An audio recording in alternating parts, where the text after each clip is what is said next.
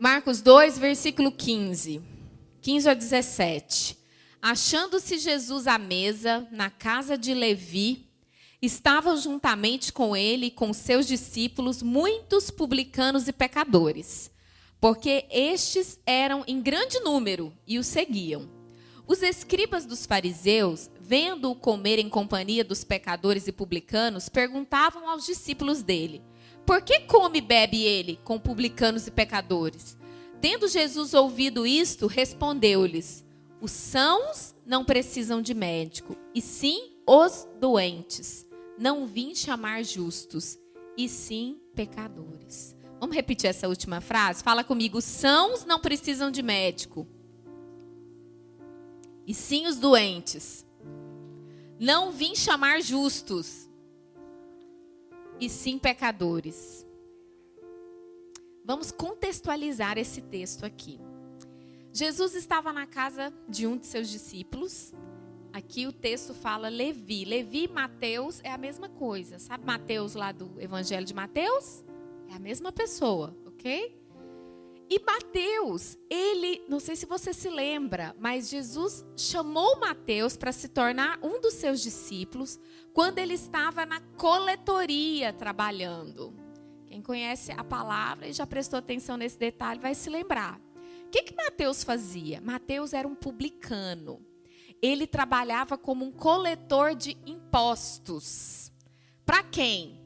Para o governo de Roma. Naquela época, Israel toda era uma colônia de Roma. O Império Romano tomava conta de tudo, certo?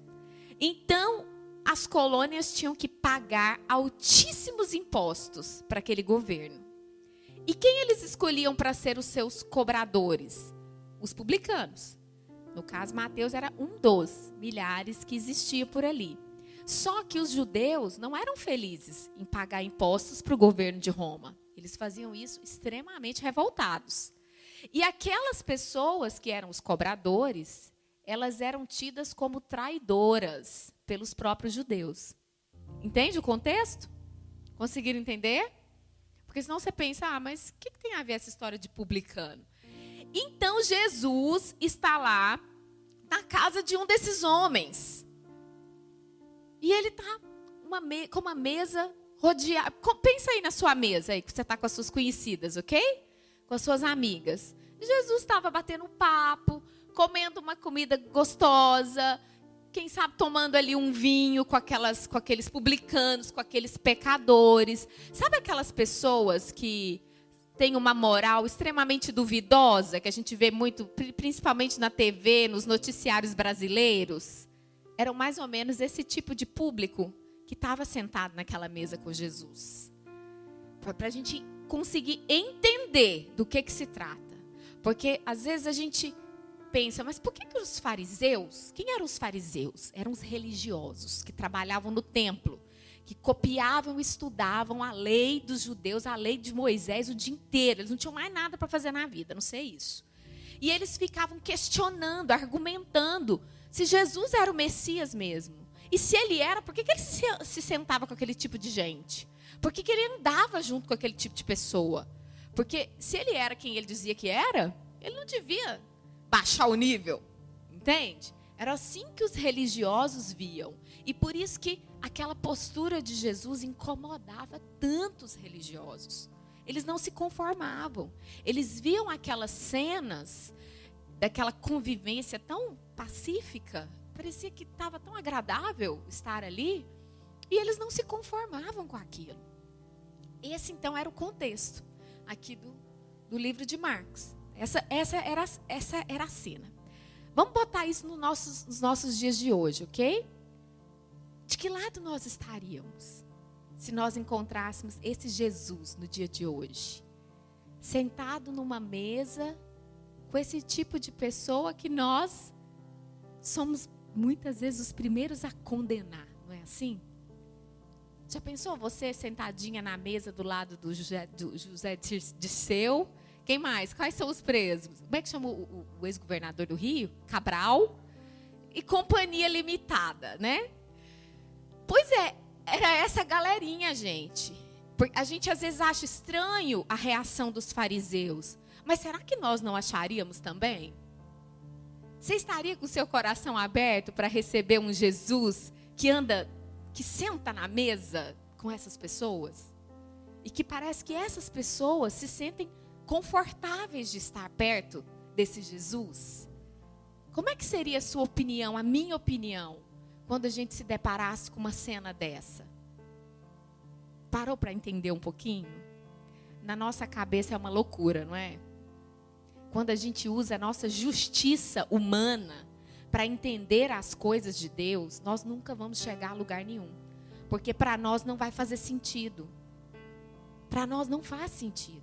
Porque as coisas desse mundo são loucura mesmo diante de Deus. Será que Jesus era conivente com esses comportamentos? Por isso que ele ficava ali no meio dessas pessoas? O que vocês acham? Não, com certeza. Jesus ama os pecadores, mas Jesus não ama o pecado. Jesus não ama o pecado. Mas é tão interessante como os pecadores se sentiam confortáveis de se aproximarem do Senhor. Por que será? E eles não se sentiam nem um pouco confortáveis em se aproximarem dos fariseus. Qual seria a diferença entre a postura de Jesus e a postura dos fariseus?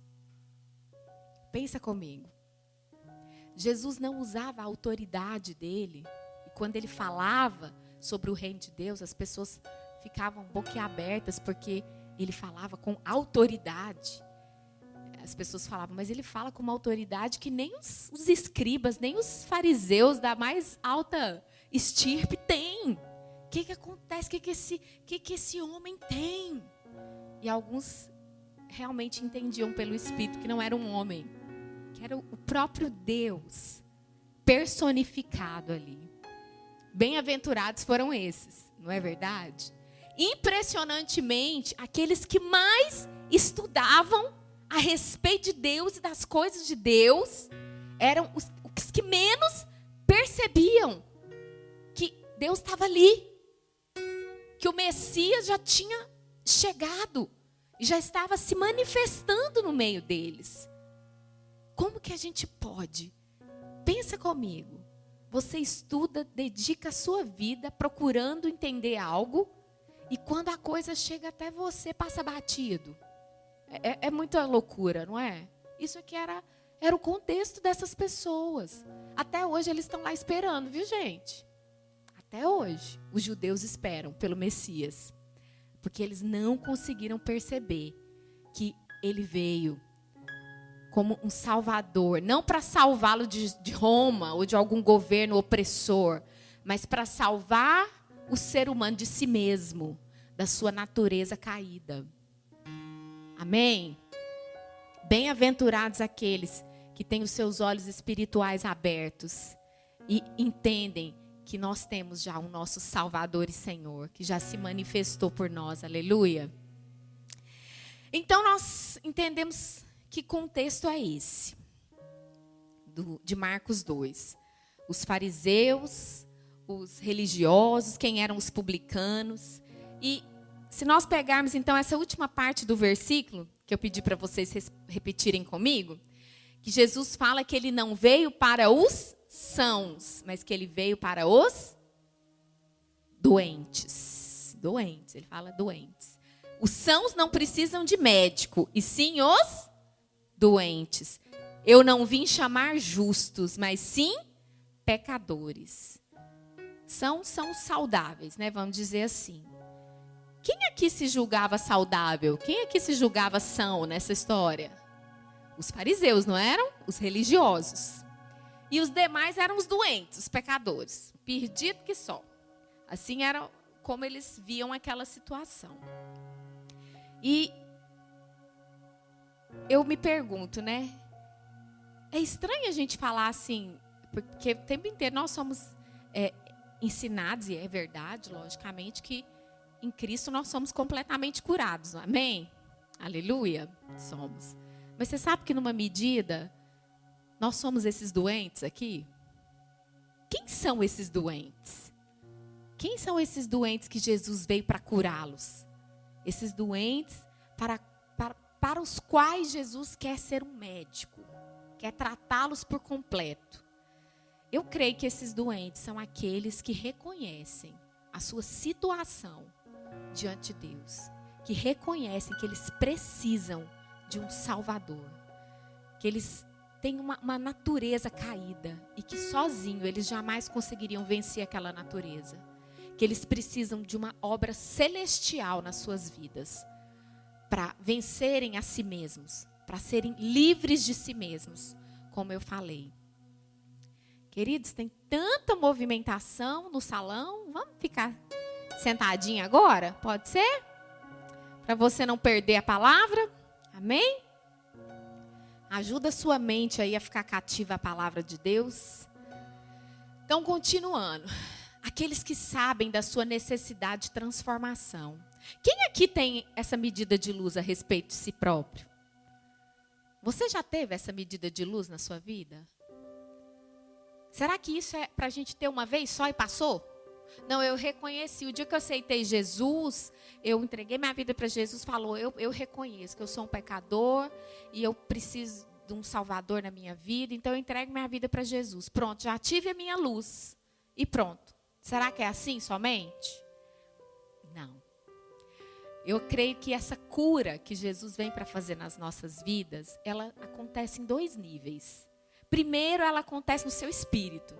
Quando você você passa pelo novo nascimento e você entrega de fato a sua vida para Jesus. Você nasceu de novo e o seu espírito agora é regenerado. Eternamente você estará com Cristo. Amém? Nada poderá te separar do amor de Deus que está em Cristo Jesus. Nada. Deus não te dá um presente chamado salvação e te toma amanhã se você pecar, se você errar. Deus não faz isso. Deus não faz conosco como nós fazemos com os nossos filhos. Que é assim, ó. Rafael, eu tenho 2 meninos, Rafael e Gustavo. Rafael, você se comportou bem, que legal, tirou notas boas. Então, como nós combinamos, mamãe vai te dar um presente de honra pelo seu esforço, ok? Tá bom, aí vai lá e dá o presente, não é assim? Pai e mãe, não é assim que faz? Aí depois o menino tema, desobedece, faz feiura, malcriação. Aí você fala, se você fizer isso mais uma vez, eu vou tomar o presente que eu te dei. Aí o menino faz aquilo que você avisou que não era para fazer, você vai lá e fala, agora você está 1 semana sem seu presente. Deus não faz isso conosco. Amém? Nós temos que nos tornar como o Senhor, não é? Como pais e mães, nós também precisamos nos tornar semelhante a eles. Então Deus não faz isso, Ele te deu um presente chamado salvação, que é eterna, é para sempre. Nada vai te separar do amor dEle. Aleluia. Mas existe um outro nível de ação, de trabalhar de Deus, de cura, que Ele quer fazer na sua vida também. Que é a cura das suas emoções, que é a cura da sua alma. Eu não sei quantos aqui já fizeram o curso de maturidade. Aqui tem curso de maturidade, Andressa? Você está tendo? Muito bom. Esse curso mudou minha vida, viu? Se você não fez, faz. Olha lá. Muitos testemunhos. Então, olha só. Lá fala, eu me lembro que tem uma matéria que fala sobre isso. Né? Especificamente sobre isso que nós vamos mencionar aqui. E foi nessa matéria que, assim, eu passei por esse processo de cura nas minhas emoções, que é esse segundo nível do trabalhar de Deus nas nossas vidas. O primeiro é no meu espírito, mas o segundo é na minha alma. Na minha alma. O que é a minha alma? A minha alma diz respeito ao que eu penso, ao que eu sinto e ao que eu gosto de fazer, aos meus desejos. A minha mente, as minhas vontades e as minhas emoções. Quem sou eu, afinal, não é? Então, assim, Deus não tem a intenção, o intento de te aniquilar como pessoa, entende? Quando fala que você vai ser imagem e semelhança dele, não é que você vai ter que se despersonificar. Não, ele te fez assim como você é, com o seu jeitinho especial de ser. Cada um na sua particularidade. Mas tem coisas aí que, com certeza, sem exceção, ele precisa trabalhar. Precisa passar pela cruz. Precisa passar por essa cura do Senhor. E quando nós viemos caminhar com Deus, quando nós optamos pelo caminho com Jesus, se nós permitirmos e desejarmos, porque diferente da nossa salvação, esse segundo nível do trabalhar de Deus na nossa vida, na nossa alma, não é uma atitude que você fica passiva. Você tem que desejar. Você tem que falar, eu quero esse segundo nível. Eu quero que a obra seja completa. Eu não quero só ter o meu espírito regenerado, mas ter um coração velho. Um espírito novo e um coração velho. Um espírito sarado, mas uma alma doente.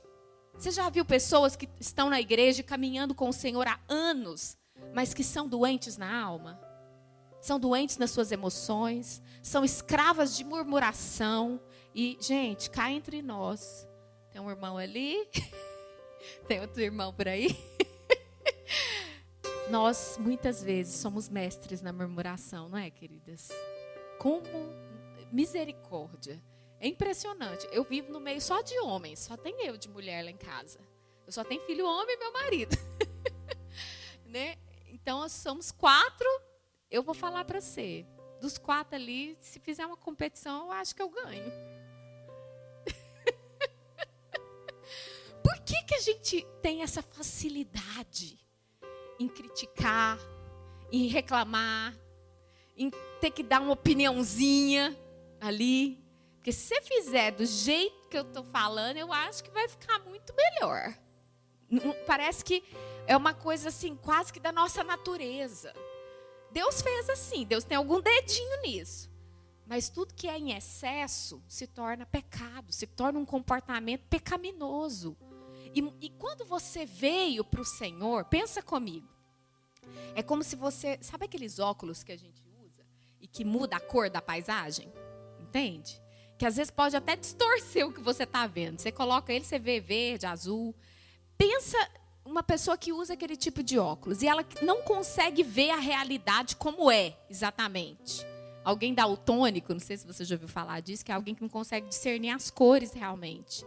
Tem até uns vídeos na internet que mostram pessoas daltônicas experimentando um óculos, que hoje em dia existe essa tecnologia, da pessoa experimentar um óculos e ela conseguir ver as coisas como são realmente.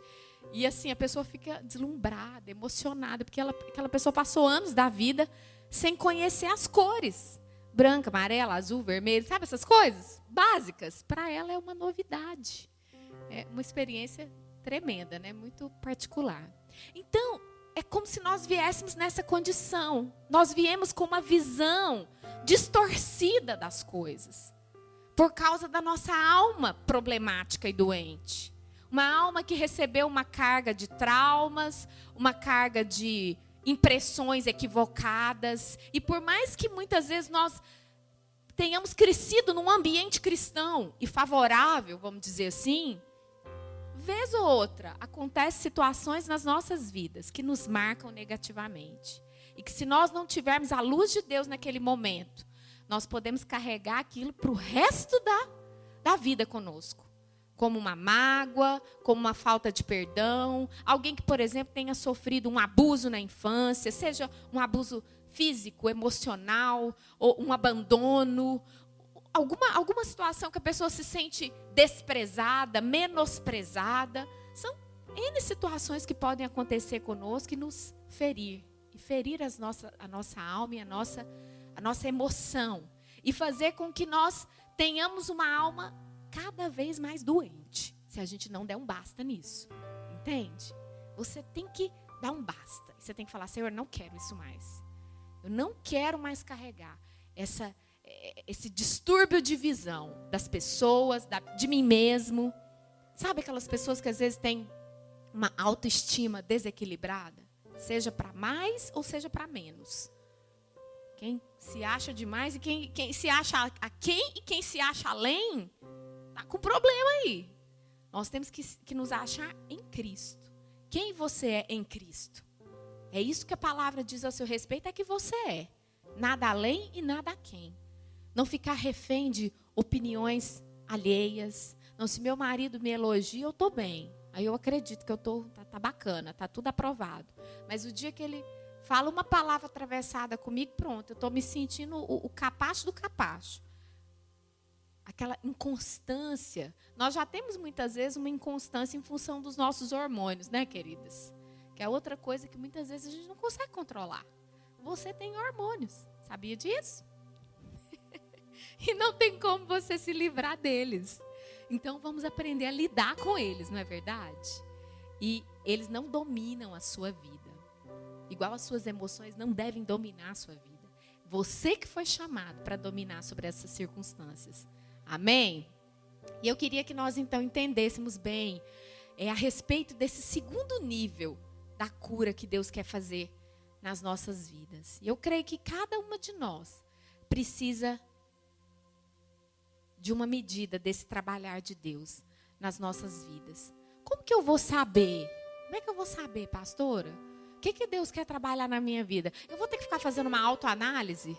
Nossa, será que foi naquela situação que eu vivi lá no passado e tal, no meu emprego, não lá em casa com meu pai? O que será que aconteceu que hoje, às vezes eu ainda sinto isso, esse desconforto, esse peso? Não precisa ficar fazendo autoanálise. O Espírito Santo te faz lembrar de todas as coisas que Ele quer fazer na sua vida. Você sabe quando tem algo que Ele quer fazer, que Ele quer falar. Se você é alguém cheia do Espírito, se você não está conseguindo sozinha, te dou uma dica. Procura o seu discipulador, o seu líder de célula, a sua pastora. Senta, pede ajuda. Fala, eu me sinto assim, eu sofro com umas emoções assim, que me fazem ter esse tipo de reação. Eu quero dar um basta na minha vida hoje. Eu quero começar algo novo na minha vida hoje. Só que isso tudo implica numa atitude. Entende? Eu não posso... Como é que é seu nome? Roberta. Eu não posso desejar ser curada na alma pela Roberta. Entende? Não posso desejar isso. Quem tem que querer passar por isso? Ela própria. É ela que tem que buscar. Esse nível de cura é uma parceria com o Espírito Santo. Quando você teve a cura no seu espírito, o que você fez? Quando você nasceu de novo? O que você fez para você nascer de novo? Fala, eu criei. É uma questão de fé. Creia e seja salvo. Você teve que fazer alguma coisa? Você teve que confessar pecado? Não, não tem nada disso. Você crê de todo o seu coração e confessa que Jesus Cristo é o seu Senhor e Salvador. E pronto, a obra está feita, está consumado, aleluia. Agora, para esse segundo nível de cura, você tem que querer. Eu conheço mulheres que são mulheres de Deus. São mulheres de Deus que amam o Senhor, mas elas nunca quiseram cruzar essa linha. Entende? Então são aquelas pessoas que muitas vezes não entram no melhor de Deus. Não entram na terra prometida. Elas saíram lá do Egito, entende? Como o povo de Israel. Eles saíram do Egito, mas ficaram perdendo tempo no deserto. Não entraram nesse segundo nível de conquista que o Senhor tem para nós. Mas ali nesse segundo nível, quando chega ali na entrada de Canaã, tem gigantes. Não tem? Tem gigantes, você tem que organizar o seu exército para poder possuir a terra. Amém? E você tem que ter um Caleb e um Josué dentro de você para falar, nós vamos. Nós vamos e esses gigantes vão cair por terra. Nós iremos e possuiremos a nossa herança. São as minhas emoções, são as minhas vontades. Serão todas elas sujeitas ao Senhor. Porque Jesus, a obra do Senhor é tão tremenda e tão completa. O Senhor, Ele não morreu na cruz unicamente para ser o nosso Salvador. Você sabia disso? Tenho certeza que aqui todas têm um Salvador, que é o Senhor Jesus. Mas Ele quer também, além de ser o nosso Salvador, ser o nosso Senhor. São duas coisas muito diferentes. Quem é Senhor na sua vida? Senhor é aquele que dá a última palavra. Senhor é aquele que a vontade dele prevalece. Entende? Nós chamamos e cantamos que Jesus é o nosso rei, amém? Falamos, venha o teu reino. Venha o teu reino na minha vida. Venha o teu reino no meu casamento. Venha o teu reino na minha casa. E venha o reino. Num reino. Nós não somos familiarizados com reino, não é verdade? Você já viveu num reino? Não. Nós não sabemos muito bem como funcionam as coisas num reino. Deixa eu te contar um pouquinho. Eu amo história, gente. Vocês já perceberam? Num reino, existe duas categorias de pessoas. O rei e os súditos. Só. Ou você é rei, ou você é súdito. Existe uma só vontade ali. Adivinha de quem? Do rei. Ou você obedece, ou você obedece. Não existe meio termo. Não existe negociação. Então, quando você clama, quando você declara, quando você canta, venha o teu reino, entenda o que você está dizendo. Você está falando, Senhor, reina soberano, mas seja feita por completa a sua vontade na minha vida. E me ajuda a abrir mão da minha, quando elas forem incompatíveis. Porque eu tenho certeza que a sua é melhor que a minha, Senhor. Que a sua é aquela que é boa, perfeita e agradável. É o Senhor que conhece o meu coração. E mesmo quando estiver difícil, Senhor, de eu abrir mão da minha vontade, eu creio que pelo Espírito Santo, se eu for alguém que passei realmente pela obra da cruz, eu vou conseguir. Aleluia. O Senhor Jesus, no Getsêmani, quando ele estava prestes a ser crucificado, a palavra fala que ele orou, perguntando se realmente era aquela a vontade de Deus para a vida dele. Tem gente que pensa que Jesus foi pulando, saltitando para a cruz. Não foi. Ele, enquanto homem, você acha que ele queria ir para a cruz? Não. A palavra fala que a angústia foi tão grande que ele suou gotas de sangue. Quem já suou gotas de sangue que você conhece? Você já ficou angustiada, eu tenho certeza. Você já ficou preocupada. Talvez assim, muito. Uma situação que você entende aí qual foi. Mas eu tenho certeza que você não chegou a suar gotas de sangue. Certeza. Senão você tinha saído do jornal a seu respeito. Mas a palavra fala que a angústia do Senhor em imaginar a vontade do Pai naquele momento para a vida dele foi tão grande que ele chegou a suar gotas de sangue. Mas que ele falou, se for sua vontade, Pai, eis-me aqui. Seja feita a tua vontade e não a minha. E o pai falou para ele, meu filho, essa é a minha vontade. Aguarde. Às vezes ela é dolorosa agora, mas amanhã você será glorificado. Amém? A gente sempre ganha em optar pela vontade de Deus. Não tenha receio disso na sua vida.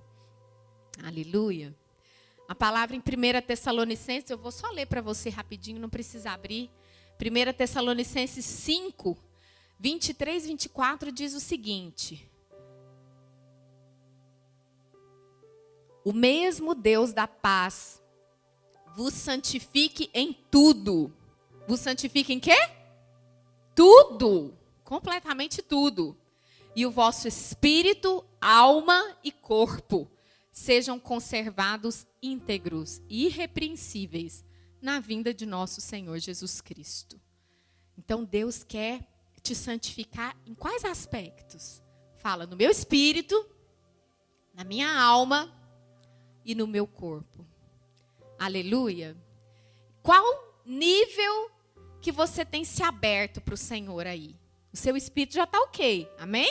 Ele já está santificado. E a sua alma? Como é que ela está? E o seu corpo?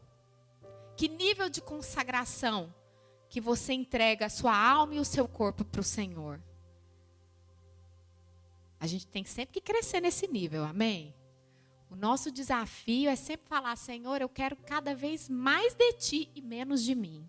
Cada vez mais. Não aceito retroceder.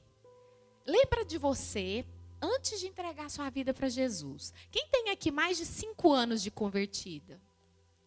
Levanta a sua mãozinha aí. Bom. Quem tem até uns 2 anos de convertida? Olha, aqui todo mundo já tem uma caminhada boa. Melhor ainda.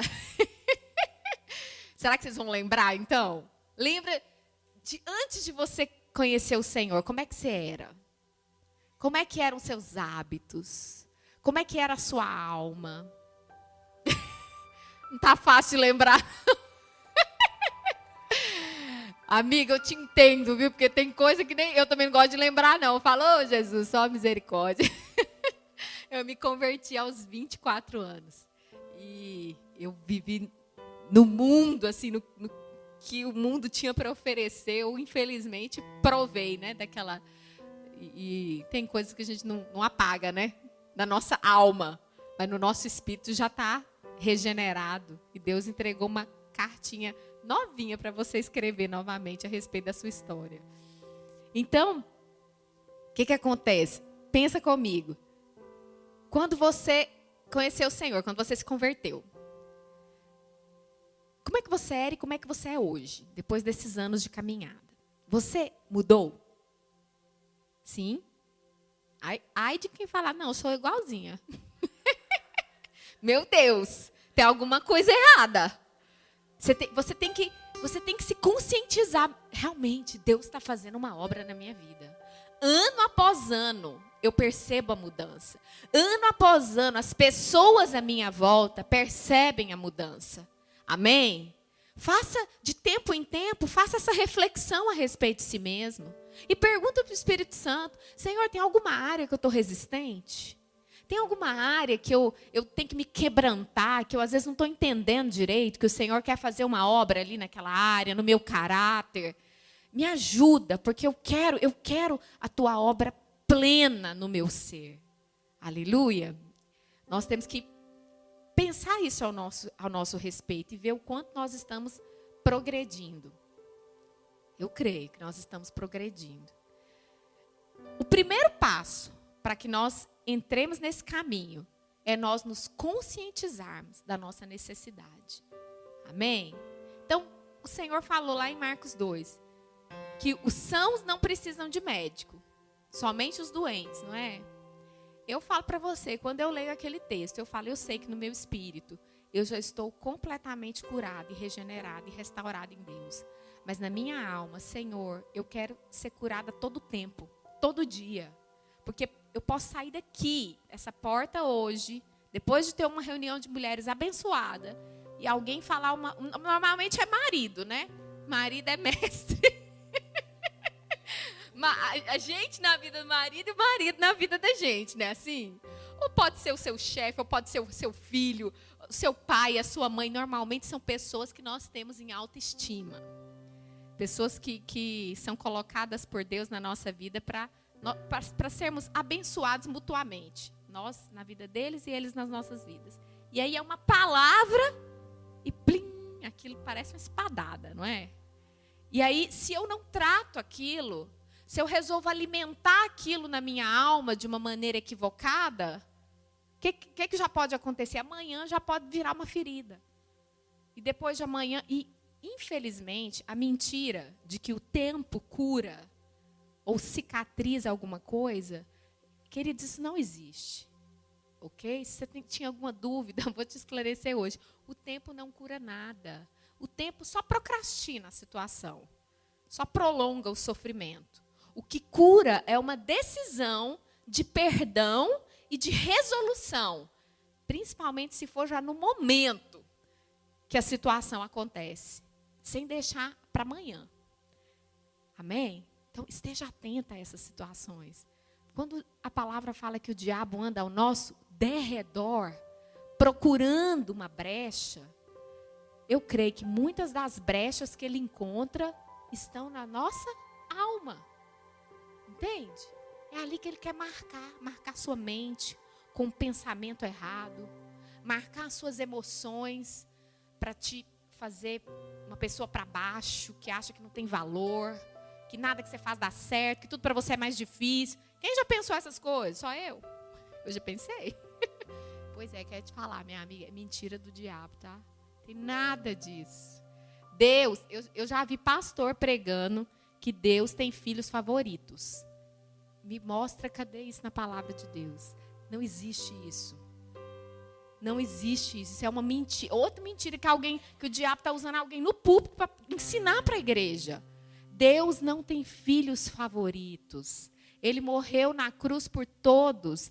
Todos têm o mesmo valor para o Pai. Amém? Não olhe, às vezes, para a vida da sua irmã, do seu irmão, que às vezes é osso duro de roer, mas você fala, Senhor, parece que tudo está dando certo para ele. E eu que estou aqui fiel, aqui, né, e tal, fariseu, cumprindo a lei, dando dízimo de tudo.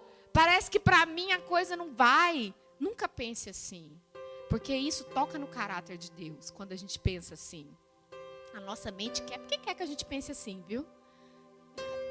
A nossa natureza de pecado, quando ela quer manifestar, ela quer que você pense assim. Que você fique se comparando, que você fique duvidando da bondade de Deus, do amor de Deus a seu respeito. Não entre por esse caminho. Guarde o seu campo de batalha, que é a sua mente. Esteja com ele completamente fortalecido com a palavra de Deus. E assim você vai impedir que qualquer dardo inflamado do inimigo entre aqui na sua mente. Crie raízes na sua mente, toque as suas emoções e canalize a sua vontade para aquilo que você não deve. Foi assim que ele fez lá no Éden com Eva. Quer ver? Vamos pensar aqui. Vamos lá no Éden comigo. Estamos lá no Éden, certo? Observando a cena. Então, Eva, pastora Andressa, está passeando pelo jardim, quando, de repente, Satanás, em forma de serpente, se aproxima. Pensa no jardim lindo, gente. Aqui na Flórida nós temos jardins lindos, né? Eu penso que devia ser assim, um espetáculo. E aí, então, Satanás conversa com ela. Ei, amiga, tudo bem? Pois é, você está vendo essa fruta aí? Olha que interessante, por que você não prova? Porque Deus falou que eu não posso comer dela, nem tocar. Deus tinha falado que era para tocar? Eu já tinha acrescentado aí um pouquinho. Não tinha falado. Não posso comer, porque Deus falou que não era para comer. Ah, mas que coisa mais boba. Você acreditou nisso? Por que não é para comer? Não, eu estou achando é porque quando você comer, você vai se tornar conhecedora do bem e do mal. Você vai se tornar como Deus. Quem é que lá no passado queria ser como Deus? Vocês se lembram? Queria se tornar semelhante ao Altíssimo. Era o próprio. Ele lança para os outros aquilo que ele mesmo deseja, entende? E aí, Eva fala, uai, é mesmo, né? Será? É lógico que você não vai morrer. Prova, sua boba. Larga de ser boba, que exagero. E aí a Eva, igual uma pateta, cai na conversa da serpente. E começa, então, a... Primeiro, o que ela deixou? A ideia da incredulidade entrar na mente, certo? Ela recebeu a conversa, entrou na mente. Aí, então, depois, ela começou a processar aquilo. E aquilo começou a despertar as emoções dela. Nossa, será? É mesmo? Já pensou? Nossa, mas vai ser bom se isso acontecer, hein? É mesmo, eu acho que não tem nada de morrer na história, não. Aí as emoções dela já estavam todas alvoroçadas. Qual que foi o próximo passo? Quer saber? Eu sempre tive vontade de comer. Porque esse fruto, ele é bom, ele é cheiroso, ele é bonito, ele é tudo que eu preciso. Foi lá e, ó, nhaque, ainda deu para o marido. E o marido comeu também. Então, qual que foi o processo? Começou na mente. Depois tocou as emoções. Logo em seguida, dominou a vontade dela. O diabo não é nem um pouco criativo. Comigo e com você, ele faz a mesma coisa. Tudo começa na sua mente. Se nós não vigiarmos a nossa mente, nós nunca entraremos nesse segundo nível de cura em Deus. Entende? Nossa mente tem que estar guardada no Senhor.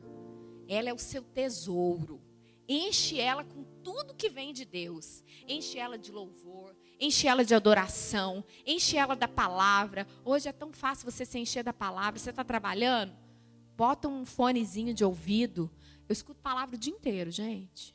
Chega uma hora que minha cabeça dá até um tilt. Fala, nossa, deixa eu descansar um pouco. Mas se deixar, eu escuto muito, muito, muito mesmo. E aquilo depois, quantas vezes Deus vai falando no meu espírito a partir daquelas coisas que eu ouvi. Às vezes eu ouvi há 1 ano atrás. E aí o Espírito Santo me lembra. Porque você é como um arquivo. Pensa num arquivo de computador, aquelas pastinhas, sabe? Isso aí é a sua mente. Tem que ter material lá dentro para o Espírito Santo usar. Senão, em algum momento, o inimigo está lançando um pensamento na sua mente, aí o Espírito Santo procura um versículo, procura uma situação, alguma coisa, para trazer na sua mente, como se fosse a espada para retalhar a entrada do inimigo, para impedir a mentira do inimigo de entrar na sua mente. Mas o Espírito Santo procura, mas está vazio, não tem nada. Entende? Não tem nada para usar, não tem mão de obra, não tem matéria-prima para ele trabalhar ali, para ele fazer uma obra na sua vida. Então, qual que é a matéria-prima que nós proporcionamos para ele? A palavra de Deus. Amém? Quando você vem aqui numa reunião como essa, você está recebendo matéria-prima. Amanhã, você tem certeza. Você está lá numa situação qualquer, o Espírito Santo te lembra. Lembra quando você ouviu aquele versículo naquela reunião? Lembra quando falaram aquele negócio da mente? É agora. Guarda a sua mente agora. Guarda a sua mente agora que você está vivendo essa situação. Para você não virar amanhã refém dela própria. Refém das suas emoções. Então, o diabo ele não é criativo. E ele sempre tenta as mesmas estratégias. Nós temos que conhecê-lo. Meu Deus, o tempo voa. Para nós finalizarmos, tem um homem que a palavra descreve lá em João 5. Você conhece essa história. Essa história se passa lá no tanque de Betesda. E ali em Jerusalém. Havia um tanque e a palavra fala que aquele tanque vivia rodeado de pessoas com problemas de saúde. E de variados, paralíticos, coxos, cegos, tudo quanto é pessoa que não conseguia ser curada em médico, os próprios familiares levavam as pessoas e deixavam ali no tanque. Porque havia uma lenda que dizia que de tempo em tempo vinha um anjo, mexia na água e quem entrasse, quem pulasse primeiro, recebia a cura. A palavra não conta que ninguém foi curado, mas que havia essa lenda. Certo? E as pessoas acreditavam. Uma vez eu ouvi um estudo falando sobre isso, só a título de conhecimento para vocês, porque tem gente que acredita que esse tanque curava mesmo. Eu particularmente não creio nessas coisas. Eu creio que quem cura é Deus. Amém? É o Senhor que cura. E que, como naquela época, essas pessoas, paralíticos, coxos, cegos, e pessoas que sofriam com esse tipo de situação, eles não tinham como trabalhar, eles não tinham o que fazer. Então, eles viviam como mendigos. E a administração da cidade não queria essas pessoas espalhadas pela cidade. Então, exatamente, incomodava, era ruim ficar cruzando e atravessando no meio deles. E então, eles ajudavam, né, criando essas lendas, propagando essas mentiras para que essas pessoas ficassem concentradas nesses lugares. Então pensa, a palavra fala que tinha um que tinha 38 anos que ele estava nesse tanque. Ele tinha 38, mas o vizinho tinha 40, o outro tinha 30, o outro tinha 25. Todo santo dia ele saía carregado de algum lugar que alguém levava, provavelmente, se é que voltava para dormir em casa. E levavam ele para aquele tanque por 38 anos. Eu tenho 39, ou seja... Está quase igual a mim. Pensa, se durante toda a minha existência eu tivesse passado na beirada de um tanque esperando uma água se mexer. E aí então a palavra conta que um dia Jesus entrou em Jerusalém e passou ali por perto do tanque de Betesda. E viu aquele homem. Na verdade devia ter milhares ali. Centenas, né? Não sei se chega a milhares. Mas ele parou na frente daquele homem. E olhou para ele e perguntou: você quer ser curado? Sabe o que esse homem respondeu? Se fosse você, se Jesus chega hoje para você, você tem a sua ferida, a sua situação, que eu espero que o Espírito Santo já tenha trazido aí para você, a sua mente, aquilo que você entendeu. Você fala, gente, isso aqui eu preciso resolver na minha vida. Essa situação na minha alma, essa situação na minha mente, nas minhas emoções, realmente eu preciso dar um jeito nisso aqui. Vai começar hoje, essa transformação. E aí então Jesus chega para você agora e pergunta, como é que é seu nome? Mari France, sabe aquela ferida? Você quer ser curada? Aí, o que você responderia instantaneamente? Sim? Sim? O que você responderia? Sim. Pois o cara não fala sim. Quem entende? Aí sabe o que ele fala? Aí ele arruma uma conversa, uma falação tão de justificativa. Não, é porque é o seguinte, eu estou aqui, Senhor, tem 38 anos, mas toda vez que essa água é para mexer aqui, não tem ninguém para me jogar na água. Aí vem outro lá de fora e corre e entra na água na minha frente e eu nunca sobra para mim. Eu falo, meu Deus, meu filho, você está com o próprio Deus na sua frente. Fala, ele só quer ouvir uma palavra da sua boca. É só uma. E você vem com essa retórica de justificativas. E, queridas, a gente às vezes olha a situação do paralítico e pensa, nossa, ainda bem que eu não sou assim. Ainda bem que eu não tenho justificativas. Eu ia falar sim. Será que a gente não apresenta as nossas justificativas? Será que a gente, ao invés de não dar nome no nosso pecado, falar, realmente eu desonro meu marido. Realmente eu grito com os meus filhos. Realmente eu sou uma invejosa. Realmente eu, sei lá, me ajuda. Realmente eu sou preguiçosa. Realmente eu minto. Realmente eu falo da vida dos outros. Eu vejo que aquilo é pecado, mas afinal de contas, se meu marido fosse assim, assim, assado, se ele fosse igual o da fulana, se a minha vida financeira não me levasse a essa situação, e aí começa as nossas justificativas. Você sabe das suas, eu sei das minhas. E o paralítico sabe das deles. E a gente, ao invés de falar, pelo amor de Deus, Jesus, muda isso na minha vida. Me cura disso. Me cura dessa doença. Sabe? Eu quero encerrar, eu quero vencer essa paralisia. Porque nós não somos diferentes desse homem. Nós ficamos lá esperando que algo externo aconteça para que a mudança venha na nossa vida, não é assim? Você está esperando alguém mexer a água, o marido mudar, porque a hora que ele mudar, aí você muda. A hora que a situação financeira mudar, aí você também vai mudar. E é a mesma coisa do cara esperando a água mexer. Mas não é nada disso, o processo de Deus não é externo. O processo de Deus nas nossas vidas é interno. Amém? E quando você ouve o Espírito Santo, lá no fundo falando, para com isso. Para de agir assim. Deixa eu ser Senhor na sua vida. Para de falar isso. Para de reclamar. Para de ficar se comparando com as pessoas. Para com isso. Ao invés de você falar, amém. Eu vou parar de me justificar. Eu quero ser curada. Eu quero ser curada. Isso vai ser encerrado na minha vida. Queridas, é isso que eu quero que vocês entendam hoje. Estão captando aquilo que Deus quer fazer? Nós, não pense que nós aqui, eu e a Andressa, estamos como pastoras de um rebanho hoje, que conosco não é diferente, não. Eu já vou falar no seu nome também, viu, minha amiga? Porque nós sabemos, nós somos todas iguais, só muda o endereço. Todas nós temos as nossas crises, todas nós temos as nossas paralisias e precisamos vencer. E hoje é o dia que o Senhor escolheu para você falar sim, eu quero ser curada. Não vai vir diante dele com justificativas. Amém? Ele não quer ouvir. Ele não está afim delas. Ele conhece todas. Ele só quer ouvir o seu sim. Só o seu sim. Você quer dizer para ele? Sim, eu quero. Eu quero ser curada, Senhor. Eu venço essa paralisia hoje, em nome de Jesus. E o Senhor vira para aquele homem e fala, toma o teu leito e anda. Toma o teu... Eu digo para você hoje, em nome de Jesus, toma o teu leito e anda. Amém? Anda em dependência dele. É ele que vai te levar a caminhar em vitória.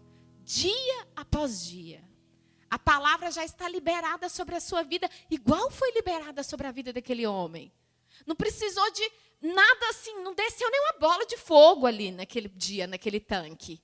Foi uma palavra que aquele homem recebeu e que ele creu e que a situação mudou para sempre na vida dele. Fica de pé. O que tem te incomodado? O que o Espírito Santo nesses dias ou nessa reunião tem te mostrado? Que você precisa falar, eu vou vencer essa paralisia agora na minha alma. Eu vou ser curada disso agora. Ele veio para os doentes. Eu tenho isso aqui na minha vida, mas eu quero ser curada. Não aceito continuar caminhando assim. Não aceito não ser expressão completa de Cristo na minha vida. Eu quero ser expressão para mim mesma e para as pessoas que estão perto de mim. Você quer isso, queridas? Você quer a paz que excede todo o entendimento? Você quer ser livre da acusação? Porque quando nós cedemos nossos pensamentos para o inimigo, ele nos acusa. Você cede hoje, amanhã você está refém da acusação. Aí ele fala para você, tá vendo? Você não consegue nunca. Eu vou te falar, você vai tomar essa decisão aqui agora. Amanhã o acusador vai chegar com uma palavra na sua mente para falar que você não consegue. Mas você vai lembrar e você vai crer que a palavra já foi liberada. Não tem jeito, ela não volta atrás. Amém? E mesmo que você tropece, você vai andar em vitória. Não tem problema tropeçar, o Senhor te levanta. Aleluia. Com certeza aquele paralítico, teve um dia que ele se cansou e sentou. Andou. Tudo que ele não tinha andado naqueles 38 anos. Ele falou, quero sentar um pouco, estou cansado.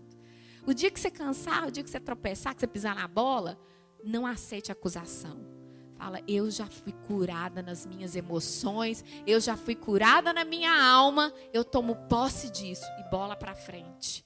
Amém? Feche seus olhos.